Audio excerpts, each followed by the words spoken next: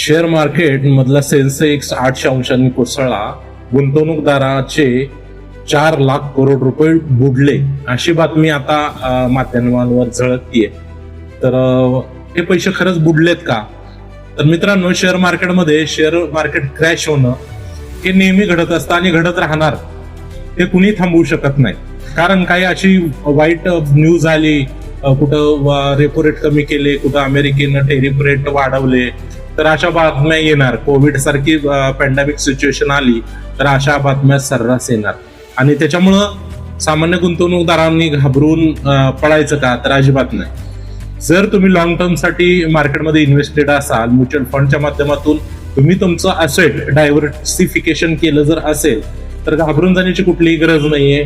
कारण मार्केटमध्ये अशा न्यूज सारख्या येत असतात, मार्केटचं व्हॅल्युएशन कमी होत असतं, पण जे फंडामेंटली स्टॉक आहेत ते स्टॉक त्यांच्या कामगिरीतून परत रिकव्हर होत असतात. त्याच्यामुळं आता ज्यांना संधी आहे त्यांनी इन्व्हेस्ट करण्याची, म्युच्युअल फंडाच्या मार्फत इन्व्हेस्ट करण्याची खरी तर गरज असते. आणि तेही योग्य गुंतवणूकदाराच्या सल्ल्यानुसार. जे कोण सल्लागार आहेत त्यांचा सल्ला घेऊनच इन्व्हेस्ट करणं गरजेचं असतं. आता काय होतंय, आता चांगले शेअर्स हे कमी भावात मिळू शकतात आणि त्याच्यामुळे तुम्हाला इन्व्हेस्ट करण्याची एक चांगली सुवर्ण संधी अशा मार्केट क्रॅशमध्ये मिळू शकते. त्याच्यामुळं योग्य शिक्षण घेऊन गुंतवणूक करणं, योग्य सल्ला घेऊन गुंतवणूक करणं हे कधी फायद्याचं ठरू शकतं. त्याच्यामुळे अशा बातम्यांना घाबरायचं का? तर अजिबात घाबरायचं नाही. तुम्ही लॉंग टर्म इन्व्हेस्टर असाल आणि तुमचा पर्पज जर वेल्थ बनवणं असेल, तर अशा बातम्यांना कुठल्याही पद्धतीने घाबरण्याची गरज नाही. तुम्ही योग्य अभ्यास करून एक चांगला म्युच्युअल फंड निवडून त्याच्यामध्ये सातत्याने इन्व्हेस्ट करणं गरजेचं आहे. अशा मार्केट क्रॅशमुळे होतं काय की चांगल्या व्हॅल्युएशनचे शेअर्स तुम्हाला कमी किमतीत उपलब्ध होतात आणि तुम्हाला जसं आपण मार्केटमध्ये सेल लागल्यानंतर वस्तू विकत घेतो, म्हणजे चांगली वस्तू कमी किमतीत मिळते, त्याच पद्धतीने शेअर मार्केटमध्ये चांगल्या कंपनीचे शेअर्स जे असतात ते तुम्हाला कमी किमतीत स्वस्तात मिळू शकतात. त्याच्यामुळे सामान्य गुंतवणूकदारांना घाबरण्याची गरज नाही.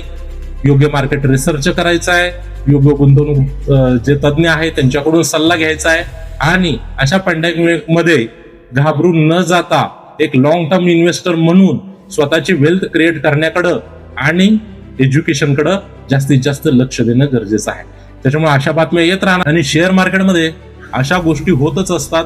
मार्केट पडत असतं काही कारणानं आणि ते बाहेरच्या ज्या काही बातम्या असतात, म्हणजे रेपो रेट म्हणा किंवा तुमचे काही इश्यूज आले, काही टेरिफचे विषय असतील, कुठं युद्ध चालू झालं, तर अशा बातम्या येतच राहणार आणि हे साहजिक आहे. हे आताच घडलंय का? तर अजिबात घडलेलं नाही. हे कित्येक वर्षापासून घडतंय. त्याच्यामुळे तुमच्या आमच्यासारख्या सामान्य गुंतवणूकदारांनी घाबरण्याची कुठलीही गरज नाही.